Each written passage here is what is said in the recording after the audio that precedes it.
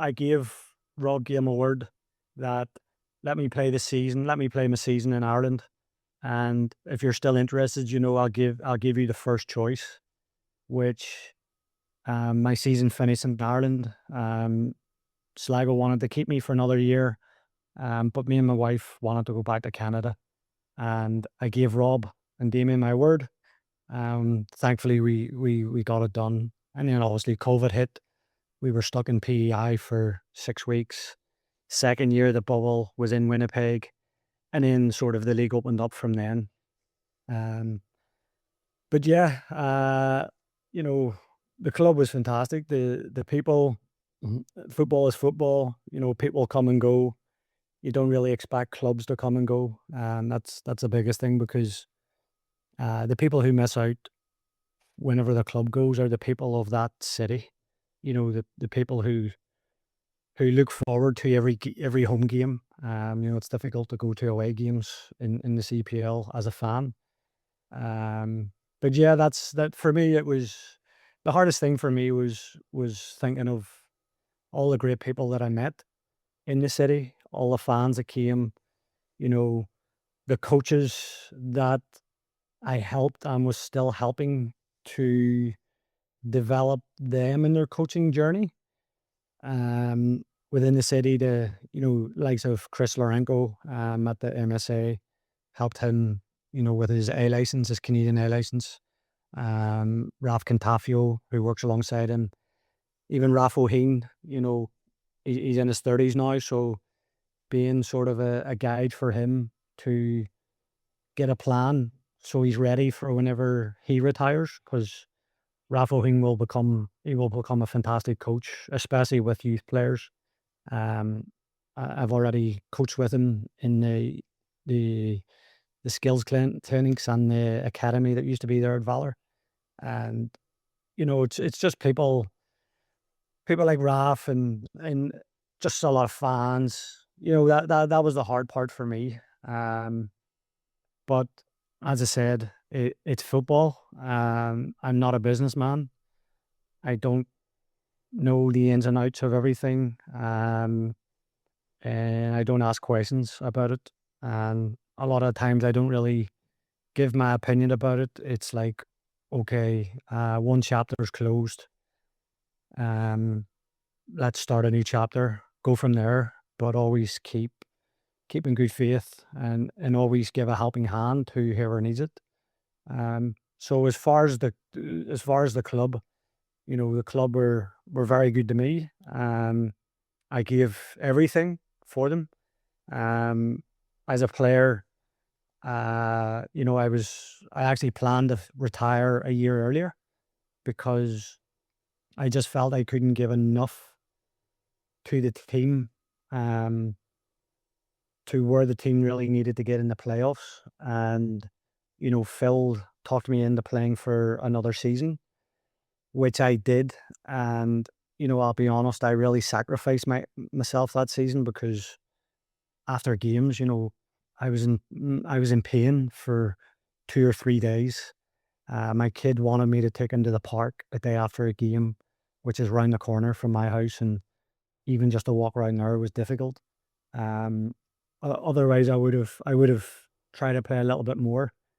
Um, but yeah, we should have made playoffs without a doubt. Um, we were so close, especially when I was playing. And then last season, it was just we lost a bit of form at the wrong times of the season. Um, because I even go to the last game we played away to Pacific, and we were absolutely fantastic.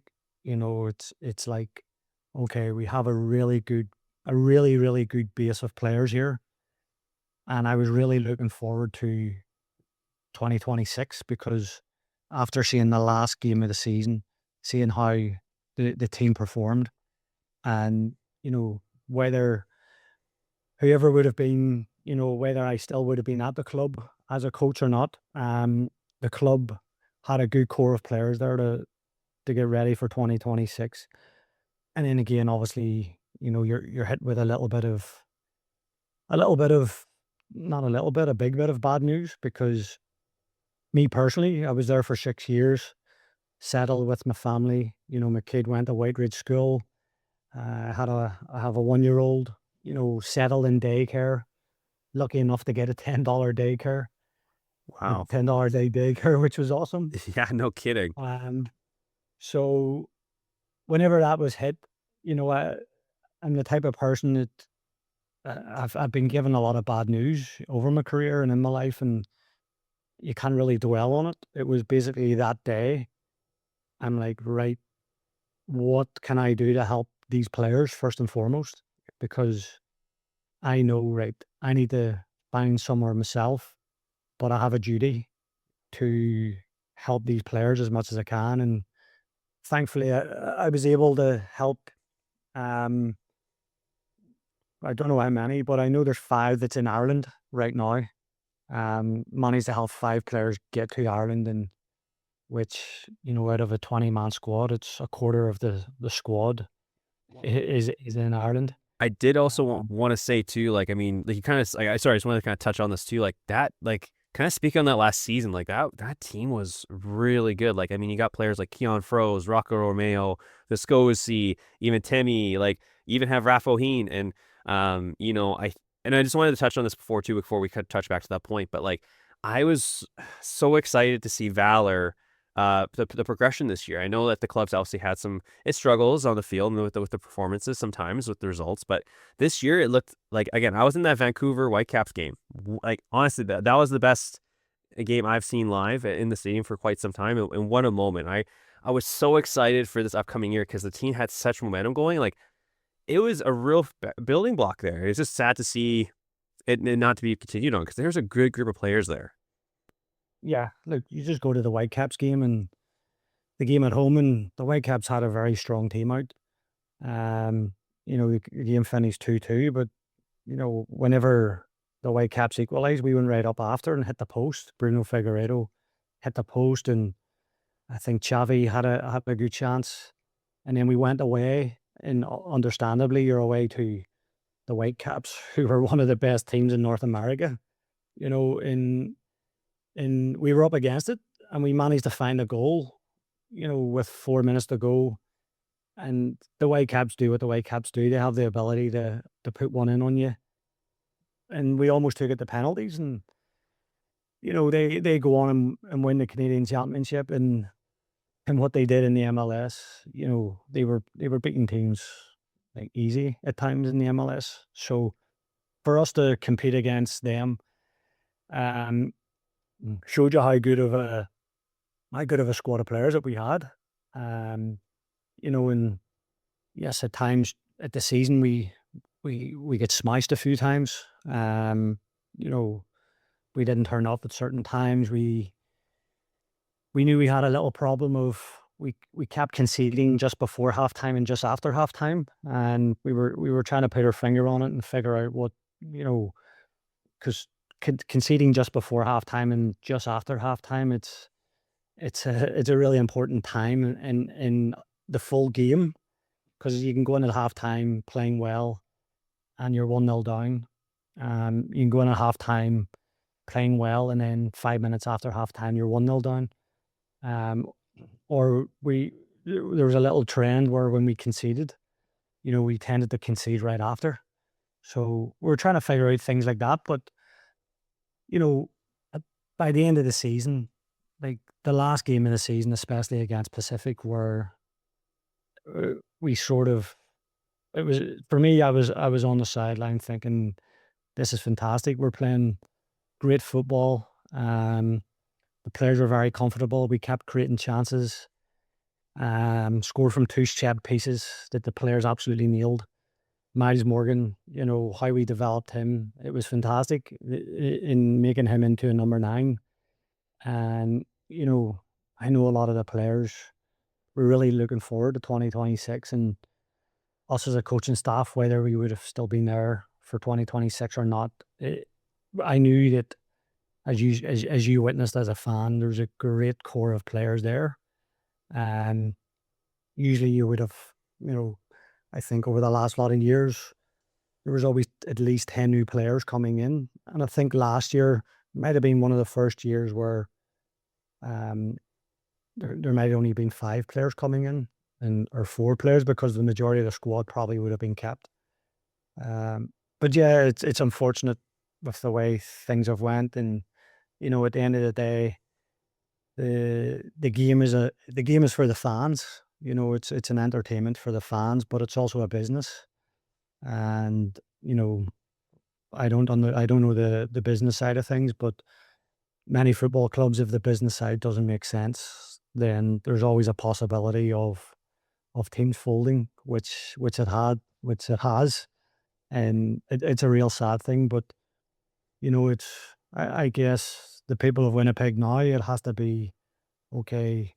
Can we get a team back in the near future? Can we get a women's team in the city?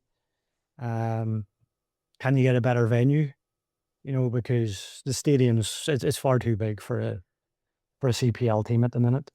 Well, Um, and actually, I was actually just at the event that was held a couple weeks ago when the NSL came and hosted their event at the Human Rights Museum, and I did ask during that event too, just like saying, like a venue would be one of the biggest concerns, and one of the things that they kind of said is that it would be like a temporary ground that would be set up, so whether it be like converting like a Raf Contafio yeah, that's field perfect. and stuff like that, and then yeah, because again, you see other teams across like the CPL, like even like if you look at the lower leagues or non-leagues and like English football or in that, sometimes those smaller environments just create a lot better atmosphere and it looks way better. Because I don't know about you, but like when I would watch Valour clips or highlights on like the social media pages or even on the CPL, sometimes it doesn't look good when the stands aren't filled, right? Especially when they're not at the capacity, which it isn't. And I mean, and don't get me wrong, Princess Hall Stadium is a great stadium. It's big, but like you said, it's just too big for the club at the moment.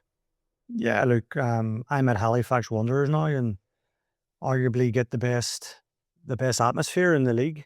In my opinion, it is the best atmosphere because I've played throughout the league and I've coached throughout the league, and it's a stadium that's set up similar to how FC Edmonton Stadium, was sort of built, and but a real core of fans, like diehard fans, and it's sustained. Um, and again, let's be honest, Princess Auto Stadium, it's one of the nicest stadiums in North America for sure, and the facilities are top. Our locker room was awesome. We had our own gym. The players were getting their lunch every single day made by the chefs downstairs. Uh, Everything there in terms of facilities is like a English Premier League club.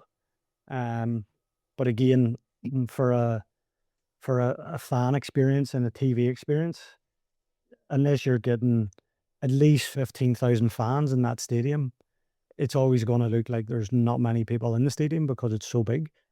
But yeah, as you said, like I'm just thinking out loud, like Raf Contafio Stadium to me is perfect because you look at the amount of people that drive up Waverley, the amount of traffic that goes by there every day, and it's easy to put up an advertising board, and everyone knows exactly when the next game's going to be, where to buy tickets, and there's 2 pitches there because we used to train there, um, and that place could be easily used for both a men's and a women's team without a doubt. Shared facilities, because here in Halifax we share the facilities with the Tides, and the both clubs figure out timelines of you know when the games are and all the logistics side of things.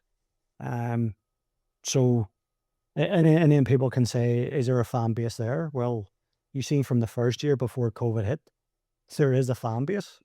Um, and the thing with Winnipeg is, people are always looking for entertainment, for things to go and do. Um, Either you can look at the baseball team, the basketball team, that are not as big as the Jets or the Bombers, and they're great experiences for people to go to, and that's where uh, for me, if Valor were in Raf Contafio along with a women's team, you could have a really good partnership there. You get a really good fan base, and make it sustainable without a shadow of a doubt. 100%. But I do have to ask you because you kind of alluded to it earlier. Are you a grass pitch or artificial turf type of lad? Me, I'm a grass. I grew up. Artificial turfs weren't the turfs now weren't even invented when I was playing. It was sort of the it was like turf with sand on it for field hockey, and you didn't really go on those because you couldn't really play football on them properly. But we did as a kid. We did at times, like with a school team. Uh, but yeah, we the for me I'll be honest, the artificial turfs now are, they're top quality. The one at Princess Auto Stadium is top. If that was there whenever I first signed for the club, I probably would just be retiring now because it's such a good turf and it's the players loved playing on it. Um, so yeah, the turf now, it's, especially one at Princess Auto, it's the same as the Whitecaps. It's nearly close to grass. They'll still never get to grass, but again, you could say grass. It could be a waterlogged, muddy pitch, and then I'll say no, I want to be a turf because the pitch is no good. Um, but yeah, for me, Halifax have grass in the league, Cavalry have grass, and anytime I played on the grass, the next day my body wasn't sore. I was in the mid 30s when I was playing or just finishing in league, and every time I played in Halifax and played in Cavalry, my body didn't hurt. Whereas on the turf, I would have aches and pains the next day. But grass for sure, because I love the slide tackle, and whenever the grass is a bit wet, you can slide that little bit faster and further without getting a turf burn. 100%. I mean, for me, I'm a goalkeeper, and I actually used to train with Tyson back in the day, so friend of the show. But yeah, no, I again, controversially, I always prefer the artificial one because of the pitches I play on. If they are grass, it's so bumpy and uneven, and that I like having a ball flight that bounces consistently, so it's a lot easier for me to judge. So personally, that's why I like artificial.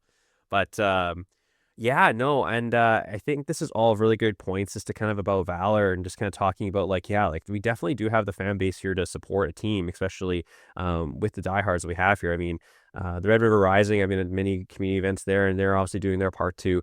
With the trench and all that stuff, it was a great just a great fan base for the team. Um, but I kind of really wanted to transition to this other question here. So, I mean, obviously you play for Valor, and then you transition into a assistant coaching role. And I was really kind of curious, was coaching always kind of on your radar, post retirement? Well, it's coaching is completely different to playing. But I knew that I can't play forever.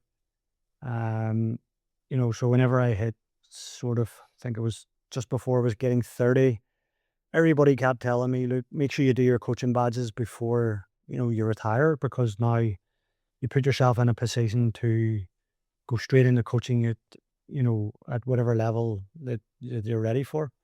Um, so it was sort of, for me, I've grown up just my whole life as football. I've played football as a young kid. My dad loves football, and it's sort of the only thing that I've really um got sort of my expertise in and passion about. And um like whenever I was younger, I was actually a really good golfer, and my dad said when I was younger, "Do you want to be a footballer or a golfer?" Because I can't afford to pay for both.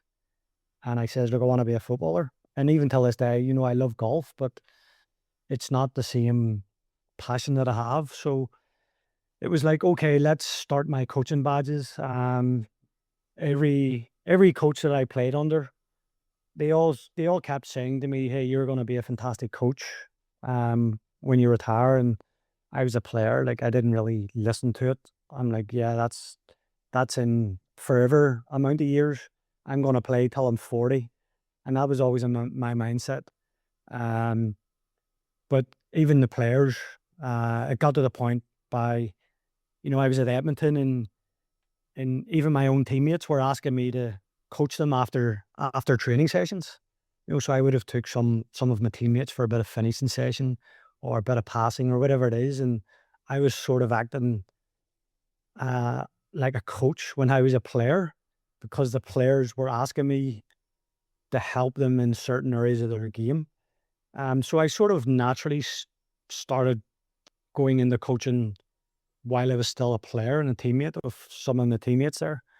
Um, but yeah, it was like, okay, let's start my coaching badges. I need to go through all the licenses because, as I said, coaching is completely different to playing. As a player, you turn up, you just train, you kick a ball, you can mess around if you want, you can go home and watch Netflix for the rest of the day, 10 hours if you want. Um, so yeah, it was sort of I planned to retire a year earlier. I completed my UEFA A license when I was back in Ireland with Sligo. So just at the end of so just the start of just before I came to Winnipeg actually. I did my final assessment the month before I came to Winnipeg in 2020 of when it become the start of February we came. So yeah, the month before I just did my final assessment on my UFA license and thankfully I passed it. So um I still played for another 3 years at Valour. So I completed my UFA license 3 years prior to retiring and yeah, that's where it sort of went. It was I went into Phil the year before, says, look, I'm going to retire at the end of the year. Um, the season finished, and it says, okay, I'm going to retire. Thank you so much, and everything. And he kept pressing me to play for another year. And I says, look, and I don't even want to play for another year. I knew that was the time. And then when the season finished, end of October time, it must have been middle of December, and he still kept pressing me, and I just says, you know what, let's play for another year. Spoke to my wife, let's play for another year. I was actually offered an assistant coaching job with another team in the CPL at that time, um, and then I spoke to my wife, and I'm like, look, let's just play for another year. I want to try and win a trophy, another trophy, because I hadn't won one since it was a Linfield. Before I retire. And I played for another year. And, halfway through the year, I knew that, okay, I'm really pushing it here. Um, and then at the end of that year, I then says, Phil, I'm done. Like, and even he was still pushing me, you can still play centre back for me. I'm like, Phil, I've went from a striker to a 10 to an 8 to a 6. And now you want me to play centre back. Um, but I just knew, I don't have pace to play a high line that Phil wanted to play as a centre back, and I'm like, that's really it. So again, I had a little talk with another team in the CBL about being an assistant coach. I took a month off just to get away from football, and then I just remember Damien Rock was the assistant and he was my assistant as well. And still to this day, I'm really, really good friends with Damien.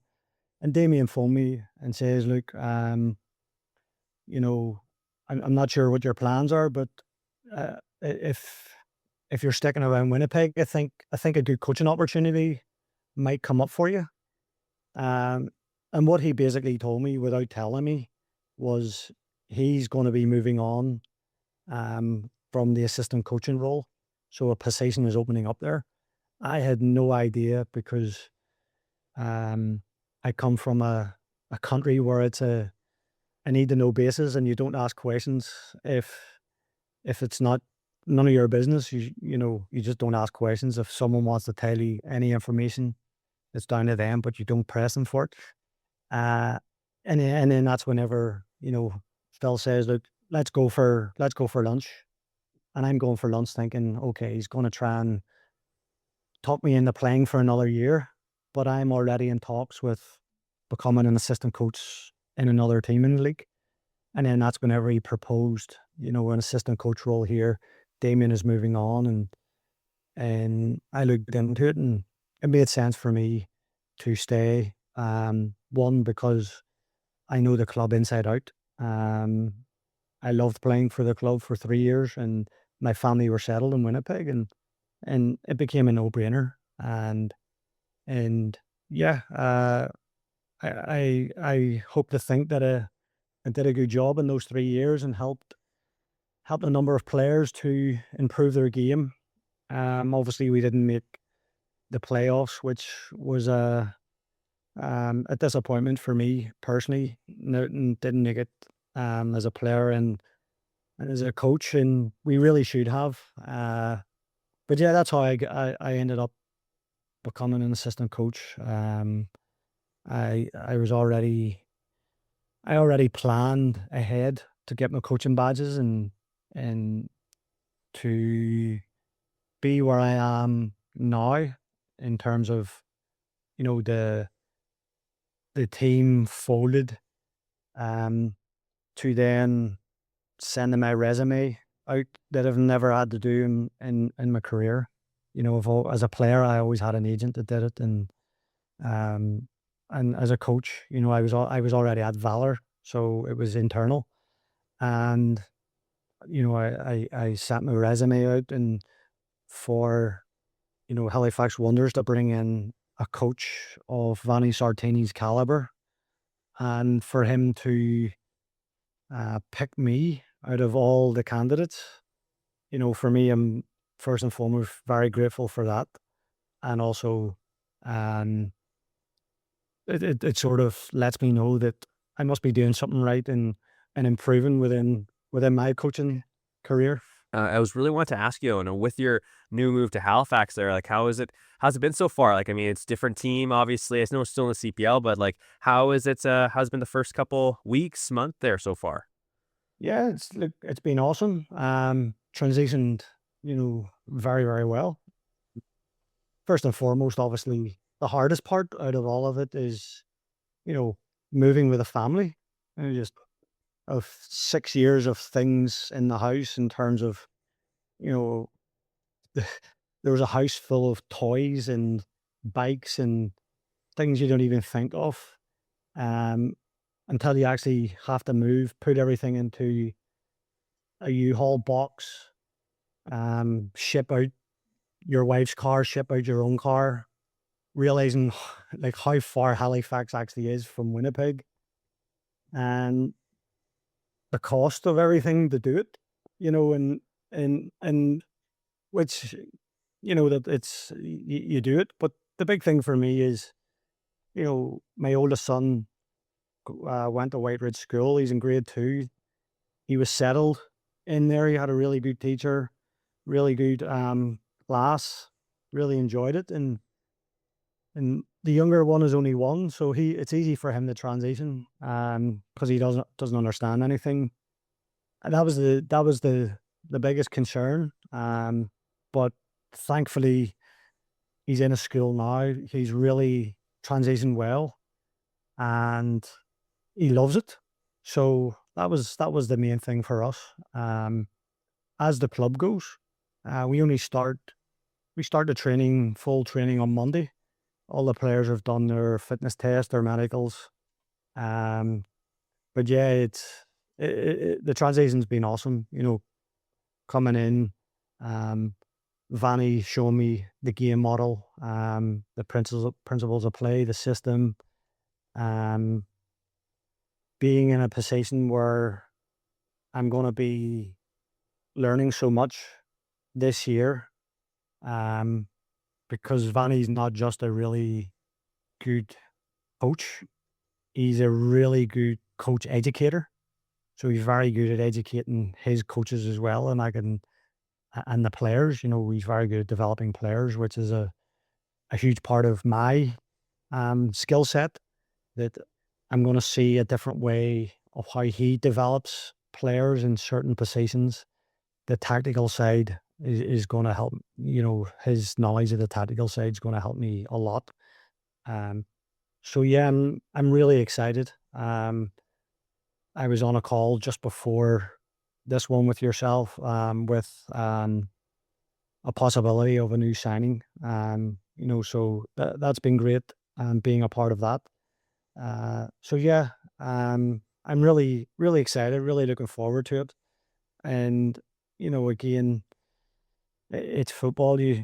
This time last year, the year before, if someone said, no, you're going to be in, Halifax, as the assistant coach under Vanish Arntini, you don't really look that far ahead.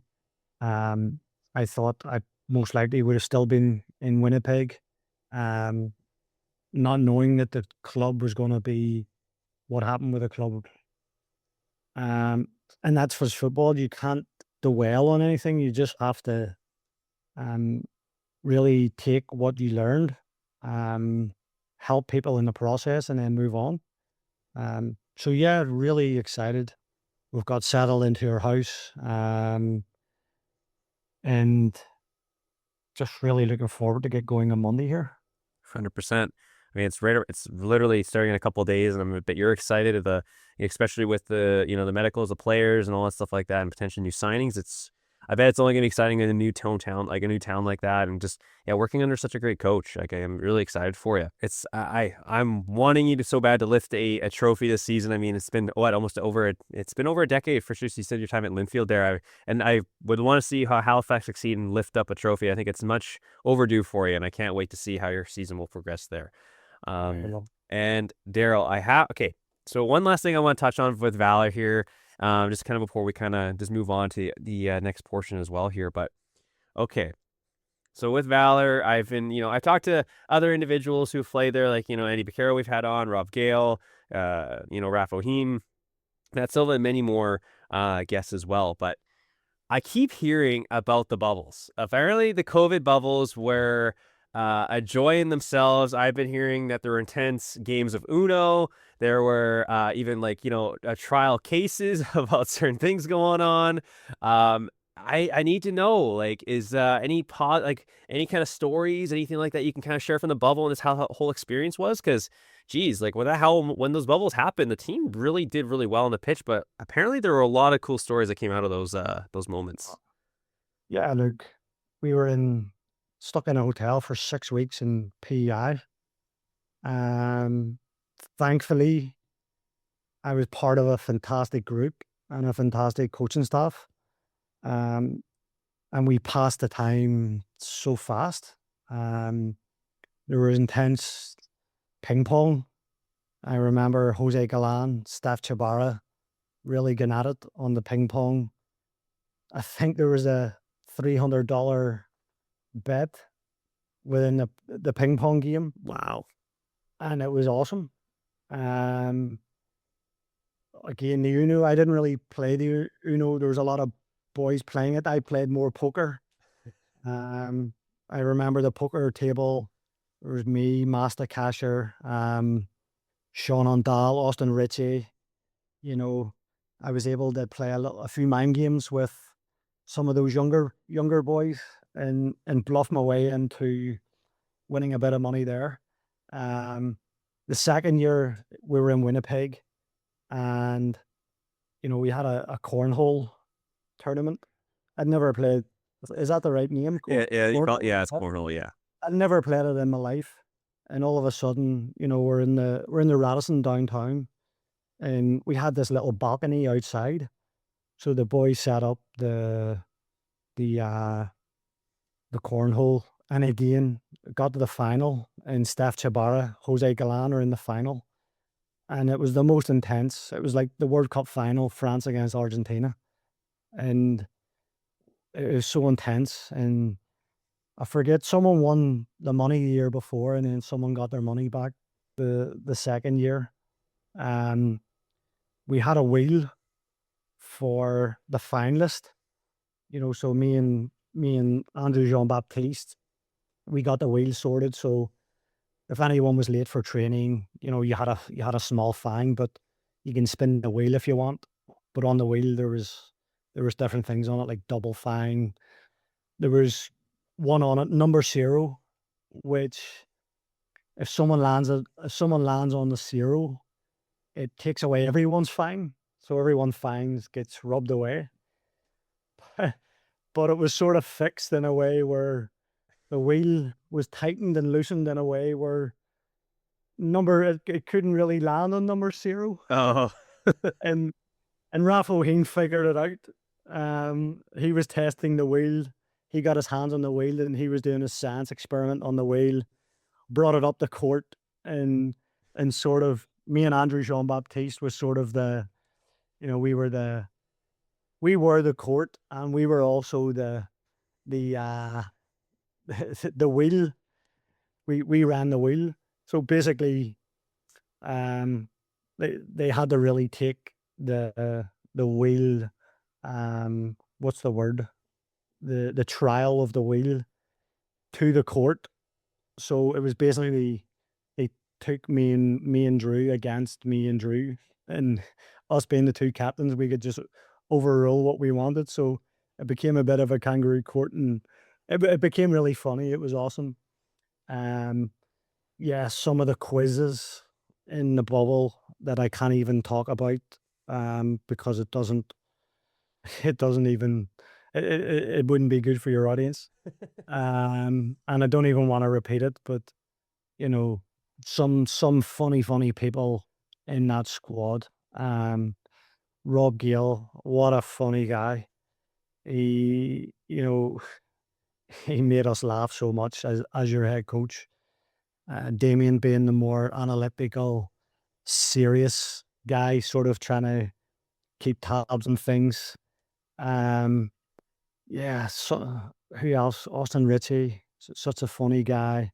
Steph Chabara, Jose. Jose was funny in a way of really serious, you know, very competitive, even competitive for the point me and him ended up fighting in training one time because we were so competitive with each other. But when it came to playing ping pong or whatever, he was so funny when it came to that. Andrew Jean Baptiste being so laid back, relaxed, chilled, allowing things to pass. Andy Baccaro could just sing and dance for us because he's such a good performer. I mean, I have missed a lot of players within those squads.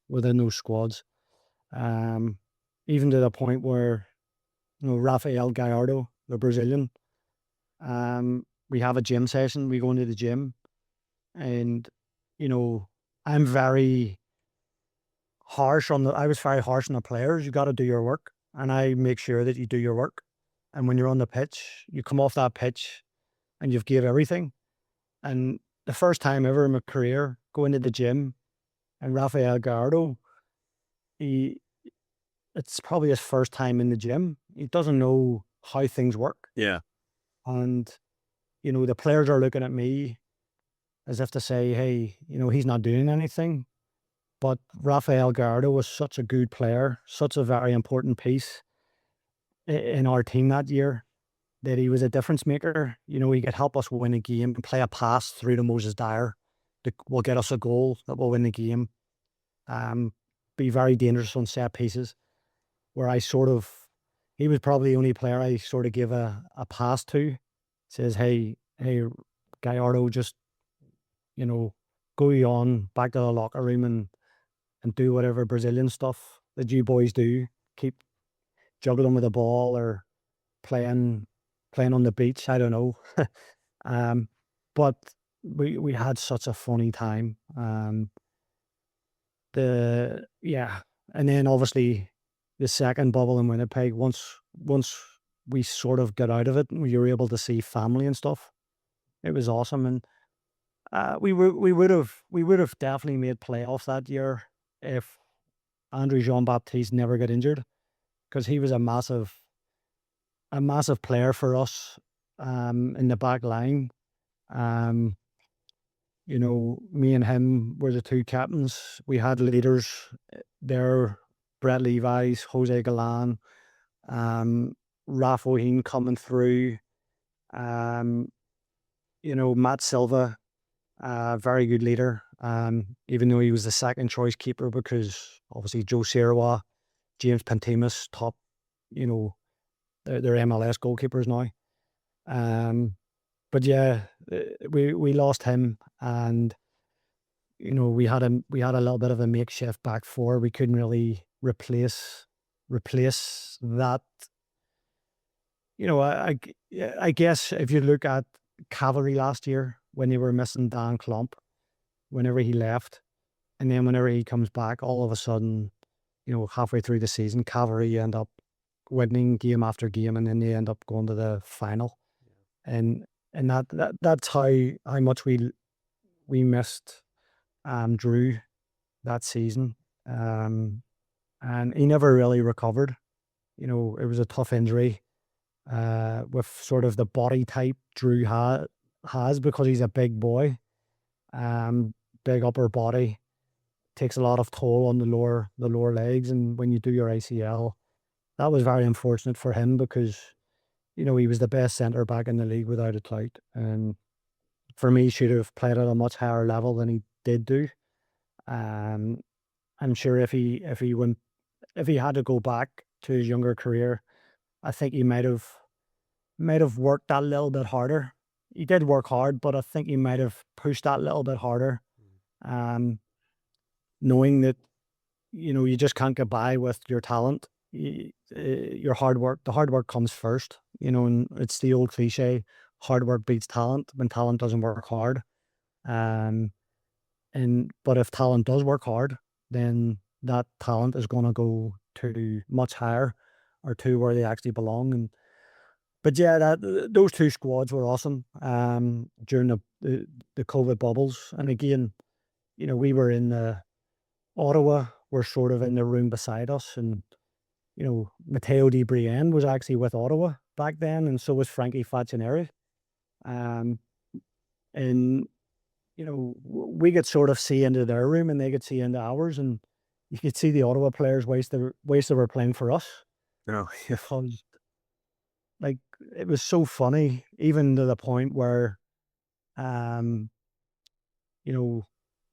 someone stole Raph O'Heen's chicken from Popeyes.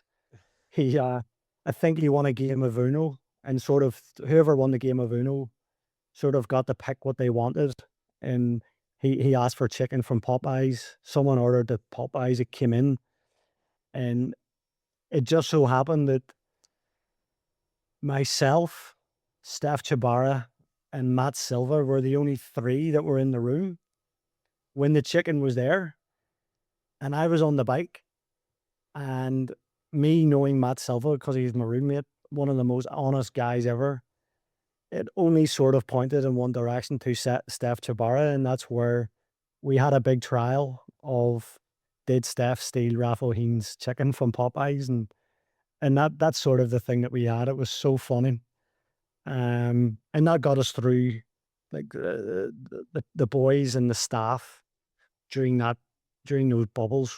Really, like, for me, till the end of my the end of my life, I'm going to remember those 2 years stuck in a COVID bubble, where my kids are not going to believe anything that I tell them.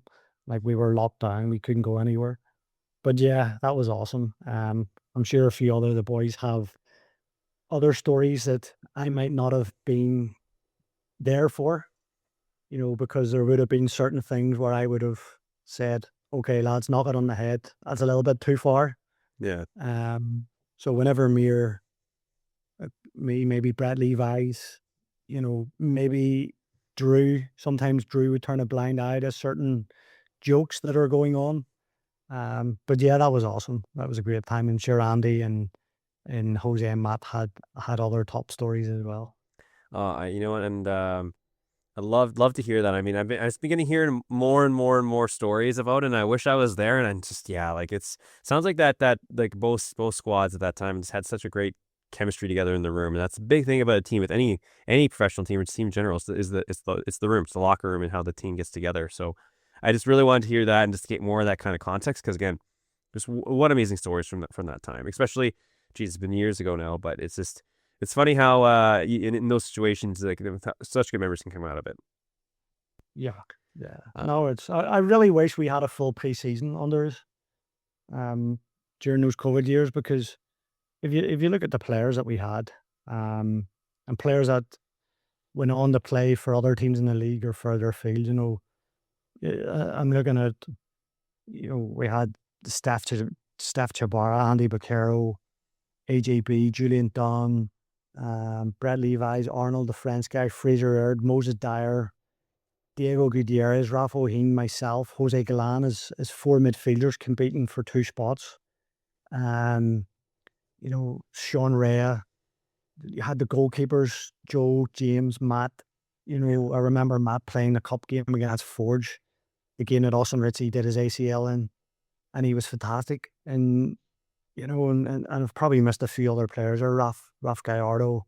I have missed a few players, just thinking really fast. But we if we really had a pre-season unders where all of us were super fit, and it wasn't so much because if you look at the second bubble, we're in Winnipeg. We come out of it, we win 6 games out of 8, and we're top. And then we picked up an injury from Drew. We picked up a couple of other injuries, that were very important. And myself, maybe Brett, we were playing with niggly injuries. Then you lose Austin Ritchie with an ACL in the same year. Yeah, we should have made playoffs that year, but then obviously Rob lost his job. Phil comes in, we sort of steadied a little bit. And in the last 5 games, we never even won a game in the last 5 games of that year. And we should have tweaked a few things and changed a few things. But yeah, that at the end of that year, I planned to. I remember where did we go? We were away to Edmonton. We're 3-0 down with 15 minutes to go. Moses Dyer scores 2 goals and I score 1 in the last minute, and then we have a great chance to win 4-3. That would have put us into the playoffs. That was awesome. And then that was supposed to be my last game. I played for another year, and it just so happened that the last game of my career was away in Edmonton, where I ended up getting a red card. I didn't get too many red cards in my career, and that was sort of built up of frustrations over the 3 seasons of not making playoffs, and knowing that it's fine margins, and that on hindsight, when I knew that the week before we lost away to Calgary, it really knocked us out of the playoffs, and I knew that for sure it was not going to be my last game, but I really wanted to go and beat Edmonton, my old club, at their place to finish off my career. And it just so happened, as football does, that we conceded from a free kick in the first half, and then we lose the ball. We don't track a runner. We don't make a tactical foul, and it puts us under pressure. And then Rocco has to make a last-ditch tackle at the edge of the box, and we give away another free kick. And that's whenever I sort of had a go at one of our other players, and one of the Edmonton players sort of got in the way of that. And it was just everything of 20 years of my career came out in that moment, of all the frustrations built up over the years, because I'm usually a quiet guy, hold things inside, and in a split moment, I just lashed out. I can't even remember one of their players, and left the pitch. And whenever you get older in the game, you can sort of read the danger of chances. You have a good chance of conceding here. So your level of your danger level goes up as an experienced player. And it was right, because that free kick, Edmonton scored the free kick and went 3-1 up. So that was very difficult. And it was just everything that was for me was left on the pitch. Every game I played for Valour was left on the pitch. And I've said it to ex teammates and ex coaches, and I'm like, I played when I was 33, 34, 35 on a really bad turf at IG, and I'd say to some players, you know what, I I wish I was 27, 28 playing for Valour when I was sort of in the peak and scoring double digit goals every season. Uh, and just so happens when you're 33, 34, 35, the position that I played in as a 6 or 8, I couldn't be a box to box player anymore. And I had to sort of be that organizer for the team, and sacrifice my game. But, we had players like Moses Dyer, like Sean Rea, like Gallardo, Austin Ritchie, um, these players that could make the difference in the final third, which they did many times. But again, the fine margins is just making that last ditch tackle, closing down just that little bit faster, Yeah. um, playing that easy pass with 100% focus rather than just thinking it's an easy pass that you might miss. I know that those are the things that make the difference at the end of the day, and we just didn't do that. Otherwise, we would have made the playoffs. 100%. And I actually do remember that game that you kind of talked about where you guys were down 3-0, almost made that comeback. I was so ecstatic. I was like, oh, we're going to do this. And it's just right at the depths there. And, kind of speaking about that red card as well, I know it's not the exact same situation, but a little bit of shades of Zinedine Zidane and how he ended his career with the red card. You know what I mean? So kind of a little bit Yeah. of that correlation there a little bit. Well, afterwards, I remember seeing Sedan do it, and I'm like, well, what the heck's he done that for? You don't do that on the pitch. And then afterwards, I fully realized exactly why he did it, because, and let's be honest, he won everything in the game. He won the World Cup, he won Champions Leagues, he was one of the greatest players ever. Yeah. Um, and I was trying to figure out, well, he hasn't had many frustrations in his career. But again, it's just in the moment.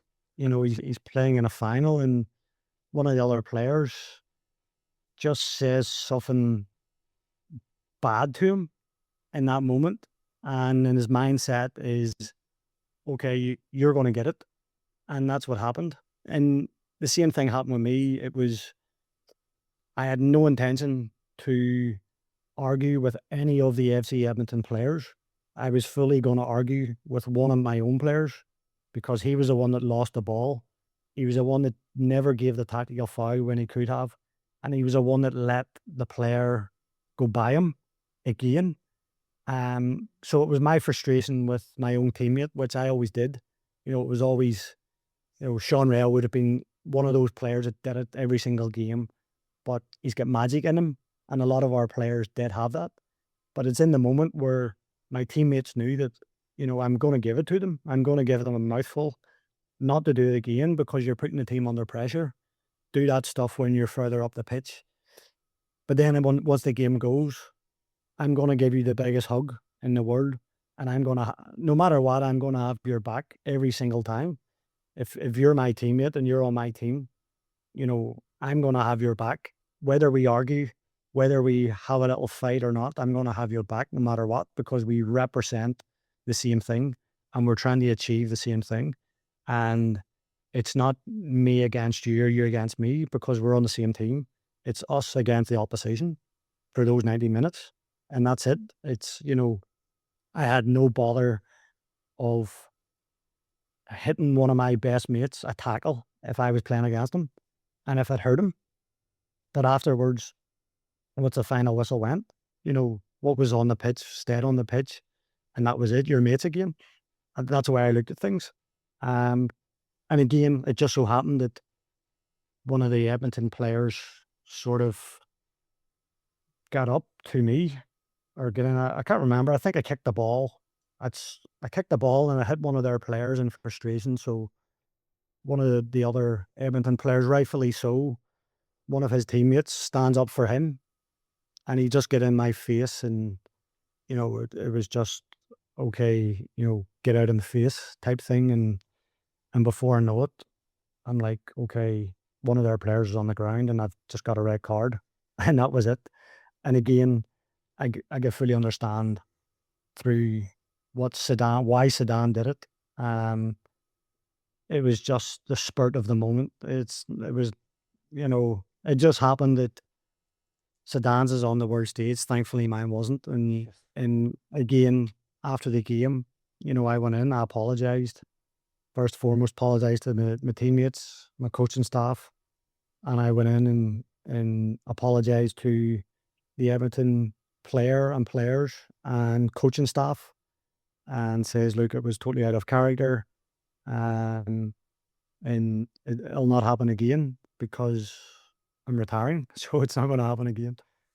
But I could totally understand. It's when you actually play the game for as long as I did, um, it's like you start to regret the things that you should have achieved, and you hold things inside, and you know it just I guess it just happened in that moment.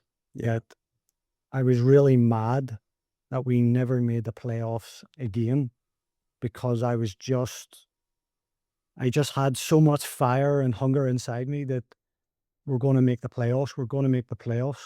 And, you know, at the end of the day, whenever I did retire, I have absolutely zero regrets of retiring because I knew I left everything out there. Um, I knew that whole season, that I was still running 11, 12K per game. Wow. As a 35-year-old, but knowing that I couldn't walk for 2 or 3 days, I had to recover, Yeah. like basically do nothing for 2 or 3 days before I could train again. Um, so that's where sort of I was playing through a lot of pain, physically, um, with with the legs, the tendons, the knees, the Achilles, everything, um, and just not to get the rewards of going through that pain was very, very hard to take. And again, it just happened in that moment. But I won't be the first, and I won't be the last player that it happens to.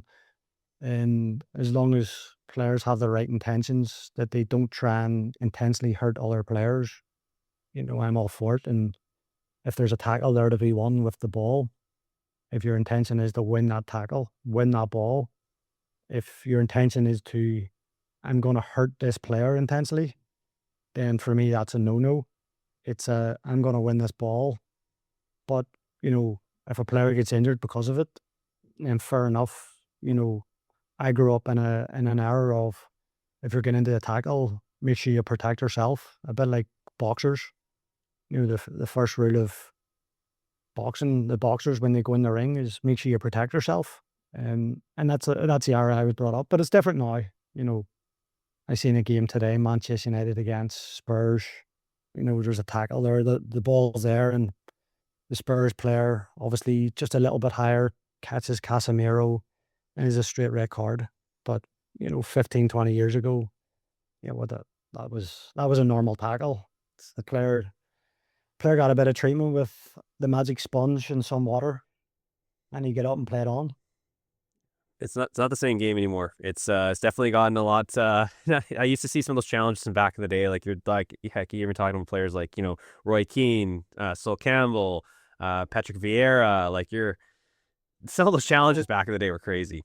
Well, that's the thing, and some of those challenges ruined players' careers. You just talk Roy Keane. He ruined Haaland's dad. He ruined his career, and it happened to many players. And that's why rules have been brought in where you can't make dangerous tackles.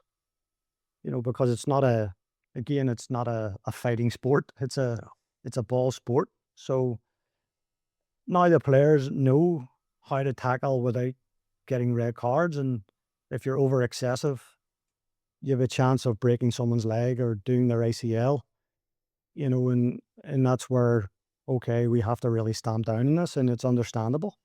I would like to see maybe some sort of rule come in um, where a bit like the sin bin in hockey, you know, because there's some red cards that are someone gets sent off because they've scored a goal and took their shirt off. It's a second yellow card, or they've kicked the ball away in frustration and it's a second yellow card.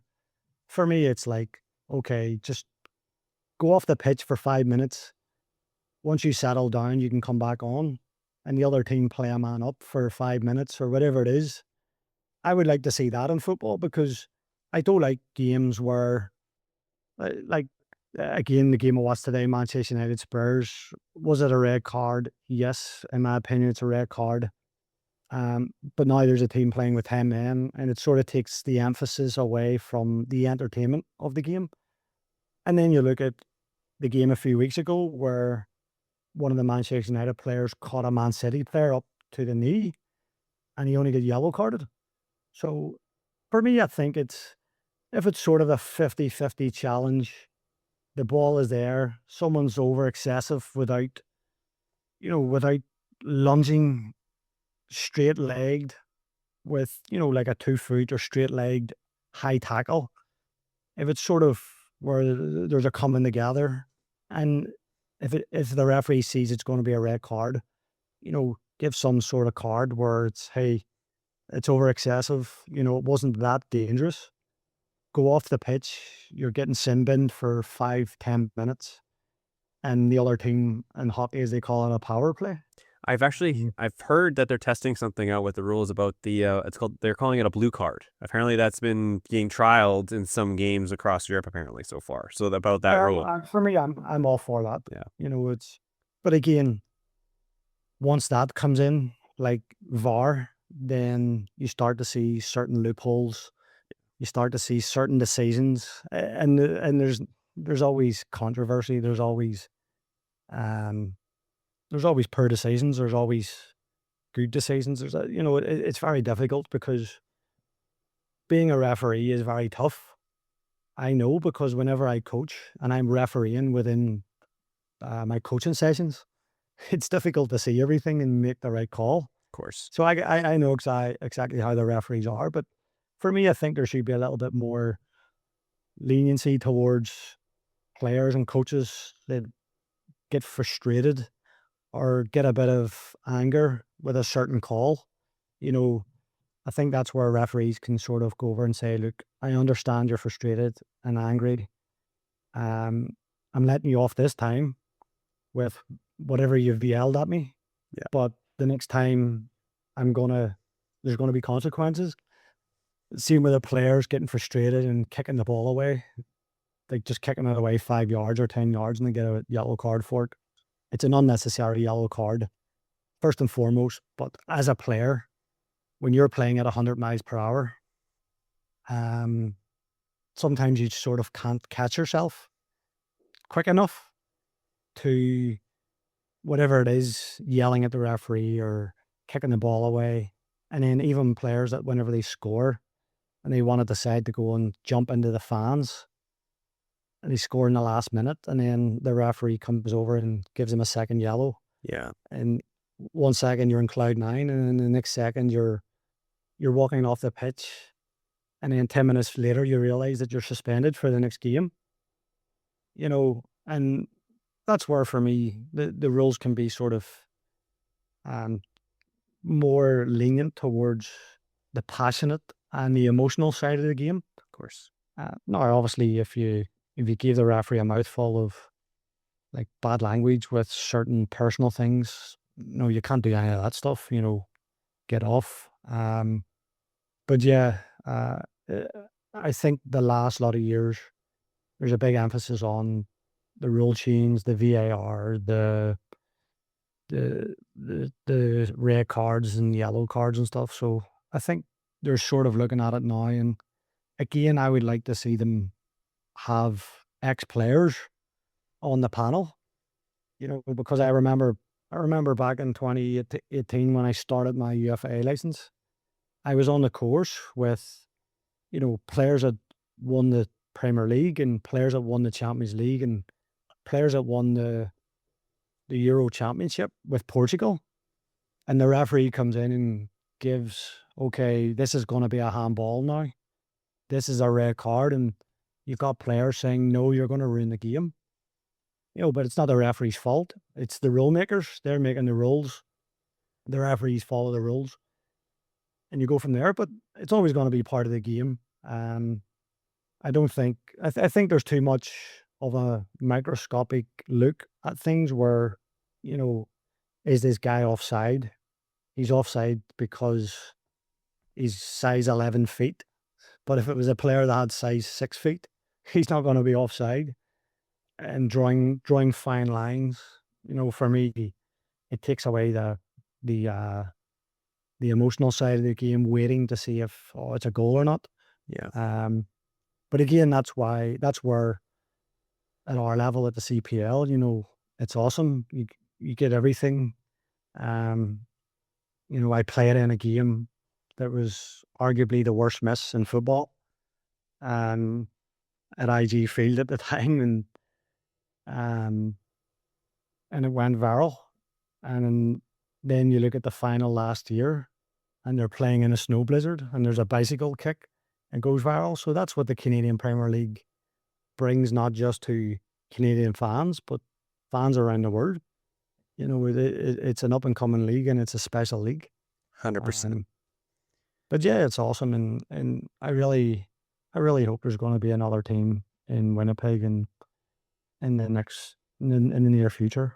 Me too. And I mean, that's something I really, again, I couldn't really think of anyone else to have on the podcast to really talk about the time of Valour as a player and as a coach. You really had that perspective. And, I just want to say again, Daryl, thank you again so much for being on the podcast. You shared such great stories, and just getting to overall hear your experience in general. It's just been so great. I'm sure the audience will be happy to hear it as well. And there's two questions, short fire questions here before we end off the podcast here. Now, I know you have a very impressive record as a player. You played in Ireland. Obviously, you played in North America extensively across many teams. Who was the player that left you kind of starstruck?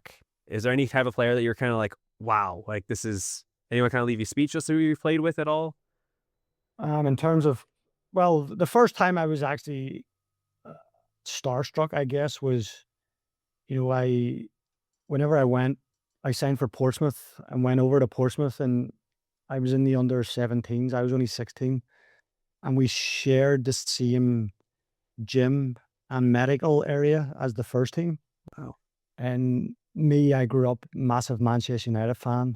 So whenever they won the treble in 1999, I'm not even sure if you were born then. I was 95. 95. So Manchester United did the treble in 99, and they scored 2 last-minute goals against Bayern Munich, and Teddy Sheringham and Ole Gunnar Solskjaer both scored the goals, and Teddy Sheringham was with Portsmouth first team. The club just signed him. Really? So I go into the gym, and I'm going to do a gym session, and he's there working out, and it was sort of the first time I was a little bit starstruck. And then I realized, just in the gym, I'm obviously not going to speak to him until he speaks to me. And then I realized that, hang on a second, these stars are just normal, regular people like everyone else. I'm in the room here with someone who's just won the treble, made history, and will go down as a legend with one of the greatest clubs in the world, represented his country at World Cups, and just there realizing, like, hang on a second, like, you're special. There should be something more special about you, and there wasn't. Just a regular person, down to earth guy, like every other footballer that you see, and what you see on TV and what you see in newspapers or on social media. Like, majority of the time, the people that the stars out there are just normal, regular people like ourselves. 100%. And some of them get a good name, and some of them get a bad name, and it most of it couldn't be far from the truth. And you read about stuff, and a lot of stuff, it's not even true about any majority of it. It's just like clickbait, where there's stories going about certain players and this and that, and there's like players that are oh, he's such a great person and great guy. And then you meet him and you realize, hang on a second, I don't really like him. He's not, but so it can go the other way. He was the first player I sort of got starstruck, but in terms of players that or player that sort of uh, two two probably with I played against. I just remember we played a reserve game against Southampton, and I just remember Harry Redknapp used to be our head coach in Portsmouth, and he went to Southampton, and he came in our locker room, our changing room, just before the game. He was Southampton's head coach, so he was able to come into our changing room because he was our old gaffer, and he says, "Look, guys, now this game it's Portsmouth against Southampton reserve game. I was starting the game with another reserve player, and the other players in our team were all first team players. They were all regular first team players, either coming back from injury or never played at the weekend. Southampton was basically like it was like their under 19 team. Hmm. So we're warming up and seeing their team. But he comes in and he says, "Look, lads, there's a kid playing tonight. He's only 15. I had to pull him out of school early today to play in this game because I'm trying to ease him into the first team." And that player was Theo Walcott. And he was only 15 at the time. And as a 15-year-old, for him to do what he did as a 15-year-old and see how fast he was, I think he scored 2 that night. Gareth Bale played left back for Southampton. But Walcott that night, we came off the pitch saying, hang on a sec, a 15-year-old shouldn't be able to do some of the stuff that he did that night. And obviously Walcott went on to play for Arsenal and England. Should have achieved a little bit more in his career. But that was the first time I sort of went, whoa, this is special. And then the other time it was actually a few years before. I was under 17 for Northern Ireland. We made the European finals, the first ever Northern Ireland team to make the European finals. And our first game was against France. And there was a player on the pitch that just ripped us apart. And, I'm with a Premier League club. We had all players on my team, most of them were with Premier League clubs, and you play against really good players and you're playing with really good players. And it was the first time I went, hang on a second, there's levels to this game. I realized that when people talk about world class, whenever you actually get a glimpse of world class, now you realize that some of these players can do things that you can only dream of, that you can't even do on FIFA if you're playing FIFA. And that player was Ben Arfa. And What a he was player. incredible. And then it was 0-0 with 10 minutes to go. And he brought on another player off the bench, and the game finished 3-0. And that player was Benzema. So that was the first time, and Samir Nasri was on the pitch too for France. That was the first time I realized that, okay, there's levels to this game. And then seeing how good, obviously one goes on and becomes a Ballon d'Or winner, and having one of the best partnerships that Cristiano Ronaldo ever had. And realizing that, there's levels of this game, it's world class. And I was exposed to that at a younger age, 17 years of age, 18 years of age, and then realizing, okay, there's levels of this game, and there's certain players that can do things that you haven't even seen before. And those were the two times. And then as I got older, the other player was Marcos Senna.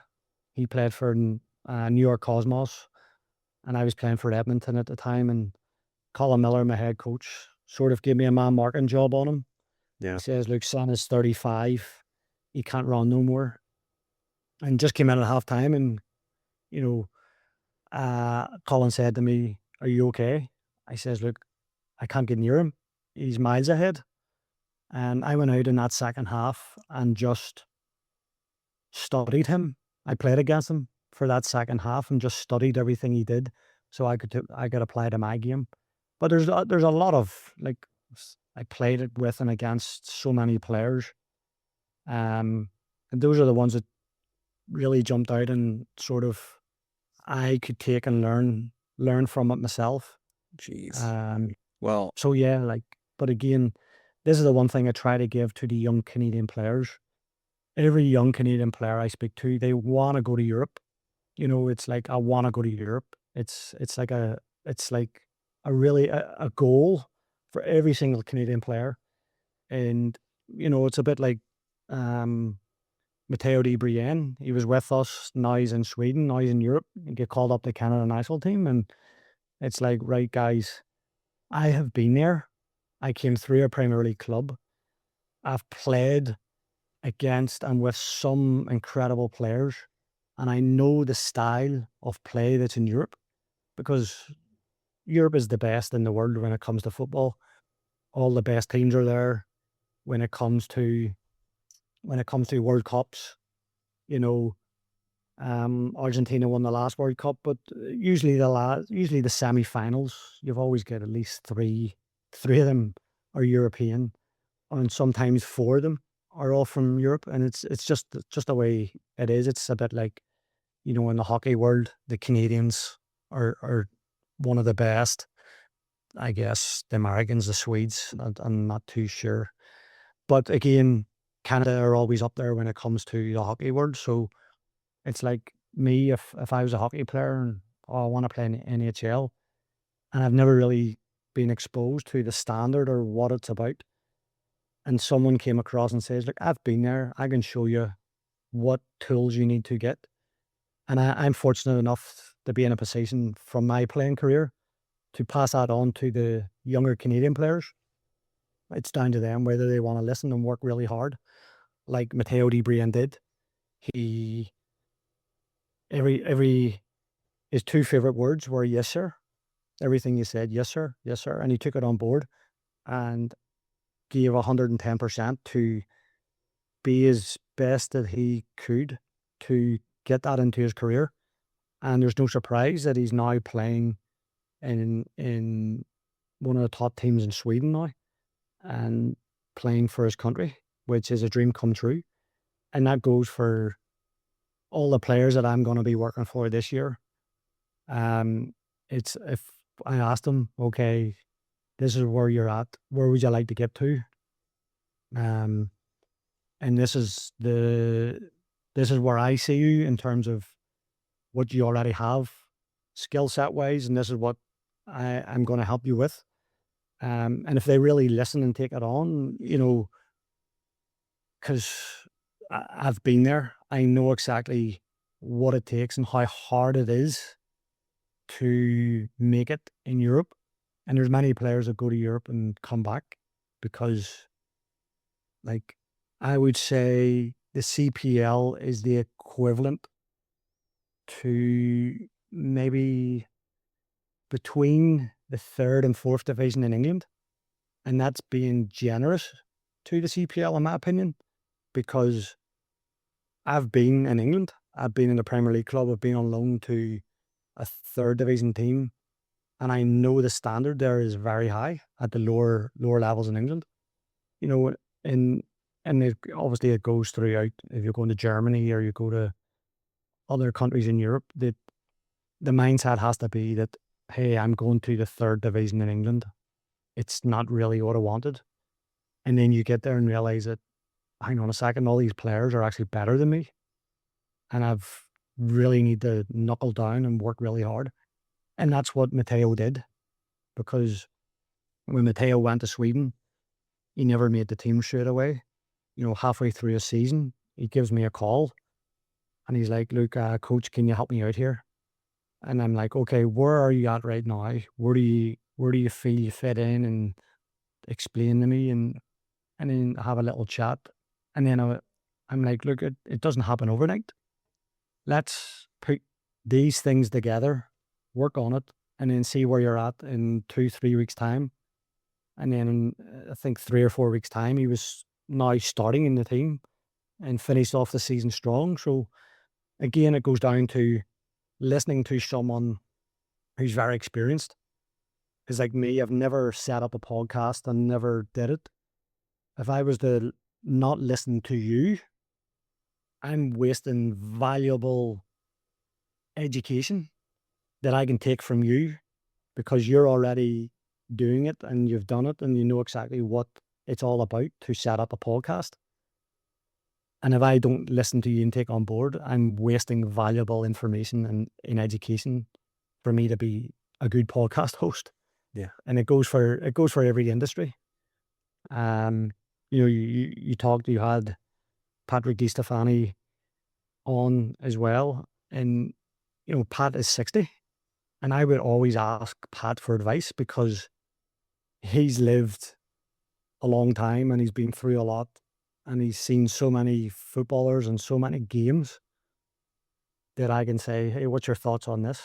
And he will just give me his opinion on 40 years of experience in football. And that's so valuable.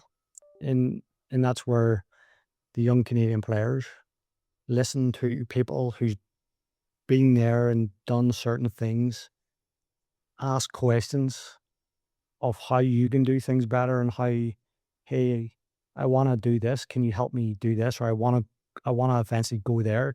How can I get there? What is the map for me as a player to get there?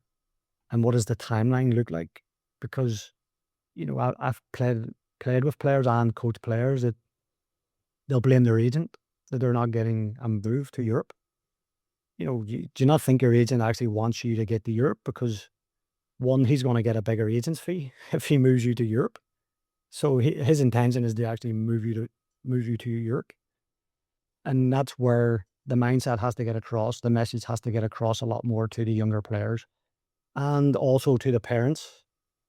Massive thing for me is the parents. There's this side of the world, there's many parents that think they know what's best for their child. Certainly they want the best, like not question that, because I'm a dad. I want the best for my sons. But if you're not an expert or you're not in the field of professional football, try not to get involved and really listen to the experts. As an example, we wanted to bring a player on Valour as a developmental player. And he was only 16 at the time, and it's a great opportunity. But his dad thought he should have been playing in Europe because he has a European passport or something along those lines. He doesn't take the contract. He goes to Europe and then doesn't realize that there's 50,000 kids just as good as him in Europe. And you have to be something different or something special to what they need. You know, it's like it's a needs basis for the teams in Europe. 100%. And then he comes back and unfortunately the opportunity is gone. So that's a massive thing for me. A big learning curve is, because I'm also a father now, I'm able to speak to some parents and my inbox is always open, and I do help parents within the city of Winnipeg. I do help coaches. It's always, so if anyone's listening to it, you know, anytime, shoot me a message on Instagram or Twitter or Facebook or whatever it is that you like to use, LinkedIn. I'm on all of those four. Shoot me a message and, hey, can you help me with this? No problem. Once I get around to it in a little bit of time. And, you know, there are parents, because there's many parents that don't watch football. It just so happens that their son or daughter loves it and are actually pretty good at it. And now the parents actually need guidance. And that's where I can say, okay, here's the guidance, because there's the professional world, there's the university world, and there's trials everywhere. So again, that's for me really important in terms of the education for both coaches, parents, and players, in order for each city in Canada to help develop as many players as they can, especially in Winnipeg, because I've been there for the last 6 years. Yeah. Well, and it's actually kind of funny that you mentioned that about Mateo's story as well. It's because we actually had him on the podcast, and his episodes are actually released already. And it's just kind of how he takes advice and takes, it's really kind of goes to show, like, those players that want to take the initiative to better themselves is the ones that succeed, right? And I think kind of what you're talking about there, and how we talked about Mateo's struggle early on in Sweden, again having the whole adaptation to his game. But look, he had a great final part of the season there. Was really upfront with his coach about just what he needed, and yeah, he's flying. And obviously, you've been a big influence here in the community, and just how you can be there for parents, especially. And I think that's something that anyone I talk to in the here community knows how much of impact you have here, and I think that speaks to you as a coach, but also as a person. So just wanted to say that. And I know that we're coming up here on time, but I did want to end off here, Daryl, with a fun little question for you. So, and I know we talked about this previously here, but just before the thing. So, FIFA had a rating for you back in 2019. This is the latest one that I guess what we talked with Sligo Rovers there. So they gave I'll give you the number out of 100. So they gave you a 76 rating for this attribute, and it's 76 out of 100. So out of any, it could be mental, physical, or just technical attributes. But what do you think the attributes for that they gave you for on that? 76. So it could be mental, physical, or Yeah, it could be any of those stats. double type. Yeah, I'll give you some a little bit of a hint. It's more about a physical, like a physical stat. So like they gave you a little bit more of a physical higher rating here for this attribute. Okay, let me go with. I'm stuck between two if it's physical, because it's definitely not pace.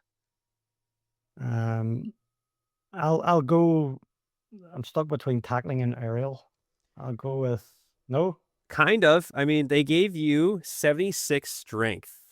That's what they gave you. They gave you strength. So clearly you've been in the gym quite good, apparently, to EA. So I must have wore a tight shirt that day whenever the EA representative was at the game or something like that. loved it. So Daryl, again, I just want to say thank you so much for being again here on the Observer Football Podcast. Again, just I know you've been a big part of the Winnipeg community here, especially just not only your career here, but also just back in the whole UK, Ireland, and just some of the stories you share. It's just been truly inspirational. And again, you're always big fans of you and the show here. We're going to see you succeed there in Halifax. Can't wait to see about this upcoming season, especially when you start Monday there with the squad. But again, thank you so much for being here. Is there anything you wanted to shout out? Anything you got going on before we can end the episode here? No, I just want to give a shout out to the people in Winnipeg, is to stay positive, keep doing the right things, and hopefully the rewards come. Right now, obviously, there's no professional team there, but there's a lot of youth teams and youth clubs, and there's a pathway there for the younger players. I know the guys at the MSA work very hard, and the guys at WISA with the leagues and stuff like that, and and and always try and build bridges. The one thing that I find is what sort of stops or hurts the development in certain places. Because I played in 5 different countries now, and I've seen what it takes to develop certain players and certain areas, is to build bridges, even if it's someone that you don't really see eye to eye. And if there's people in a certain status or certain position that actually is a huge part of development, and there's 2 organizations or 3 organizations or 2 clubs or 3 clubs or whatever it may be, is you guys got to look at it and say, okay, I'm being a little bit stubborn here, or I'm being a little bit arrogant, or whatever negative word that you want to use in terms of not working together for the benefit of these younger players coming through, whether it be in the female game or the male game.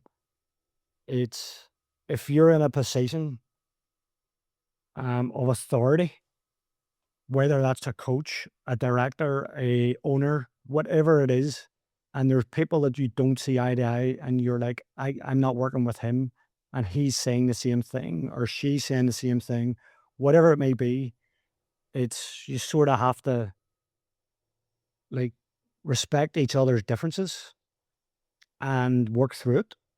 And it's totally fine because I've played with teammates and teammates have played with me where you don't really see eye to eye, but you know, if you want to achieve and put things in place, you got to respect each other's differences and work together. And that comes from where I grew up in Belfast, Northern Ireland, where I grew up during the Troubles. And the biggest learning curve in order for the country to progress and become a much better country is for the two sides or three sides, whatever it is, you could have five sides, it doesn't matter, for people to respect each other's differences and understand that, okay, I don't agree with your beliefs or what you think is the right way forward, and you don't believe with my beliefs and what the right way forward is. That's totally fine of both opinion, but how do we make these things work for the greater good? And when it comes to football, the greater good is developing younger players. And if you're in a position that can sort of hamper the development of the younger players, and you're not really going out of your way to benefit the overall landscape, then for me, you're in the wrong profession. Because when it comes to a younger generation, the younger players, younger people, they don't understand about the world. They don't understand how everything works. Yeah. And as you, as an adult, have to understand that the position that you're fortunate and should be very grateful to be in. And football's football. There's always competition, and it has to be healthy competition. Always has to be healthy competition. Is come together, respect each other's differences. It's fine if you look at each other and the two of you are looking at each other as if to say, I don't like you, and the other person's saying, I don't like you. It's totally fine. You know, keep that to yourselves, but work together and find a solution, because otherwise you just hold everyone back. And that goes for whether it's in Winnipeg, whether it's in Edmonton, whether it's in Alaska, it doesn't really matter. It's the people that's in a position, a fortunate position to be in, to the decision makers, basically. And I'm talking more so for the youth level. Yeah. Because for me, the biggest thing I hate to see in football is younger players with a lot of potential that weren't really taken care of. And they had dreams and aspirations of becoming a professional player. And because of other people's differences, and they couldn't really work together instead of respecting each other's differences. So that's the only thing for me. Um, you know, that's just my shout out. And also, again, the people of Winnipeg have the belief, work together, stay together, keep having social gatherings, keep doing what you have to do, because you know, maybe in 30 years' time, people will remember the people that actually really fought through the, I guess, the darker period, if you wanted to call it right now, for professional football in Winnipeg. But with hard work, with belief, with respecting each other's differences. And maybe someone will come along with deep pockets that are very rich and say, here you go. I love this. And who knows, it's football. Anything can happen in football. Absolutely. And I mean, not only just great life advice. I mean, it's again building relationships, how we could work with one another in terms of how we, it's about professionalism too, but again about how do we make sure we can set up the youth for success. And again, because the youth is also the next generation, and how we're going to keep developing talent, as you kind of see going up here, especially in Winnipeg and just in general. But I think that's really inspirational words that the city needs to hear, just based on especially what's happened recently. But again, Daryl, just thank you again so much again for being here today. Thank you so much for your time, and not only the city but Canada's all behind you here in your new venture here in Halifax. So again, congratulations on that, and can't wait to see how the season is going to be for you. Yeah, thank you, Keith. Really appreciate it. And I want to wish you the very best for your podcast. And what you're doing is fantastic, because you're still keeping the fire lit in getting people like myself, Mateo, Andy, Patrick, Rob, people who's already been a part of the professional game and have had a pathway through development. So you're a massive influence when it comes to that. Keep doing what you're doing. Appreciate that. Thank you. And keep that fire burning within the city, because there's still a flame there. 100%. And I appreciate those kind words, and let's just hope and praying that we can get at least the professional team back here, whether it be NSL, men's. I just, I'll have to stay tuned here, but Rob did tease some things to me, so we'll see. Well, maybe some coming news here. So, but yeah, again, thank you so much, Daryl, and we'll catch you guys in the next episode of These Are Football Podcast. Thank you again, Daryl. Peace. Take care.